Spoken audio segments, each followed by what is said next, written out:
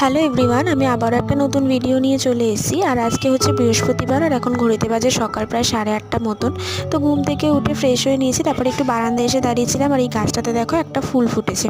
তো তারপরে আমি ঘরে চলে এসেছিলাম। আসার পরে না বিছানাটাকে আগে গুছিয়ে ঝেড়ে পরিষ্কার করে নিচ্ছি। তো তারপরে যা টুকটাক কাজ আছে সেগুলো সমস্ত কিছু কমপ্লিট করে নেব।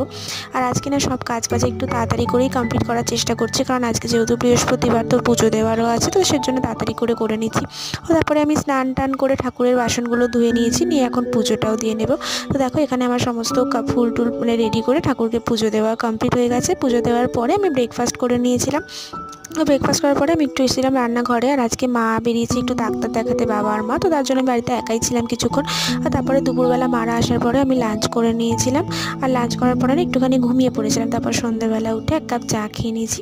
তো যাই হোক, আজকের ভিডিওটি এই পর্যন্তই। তোমাদের কেমন লাগলো সবাই অবশ্যই জানিও। আর প্লিজ সবাই আমার চ্যানেলটিকে সাবস্ক্রাইব করে পাশে থেকো।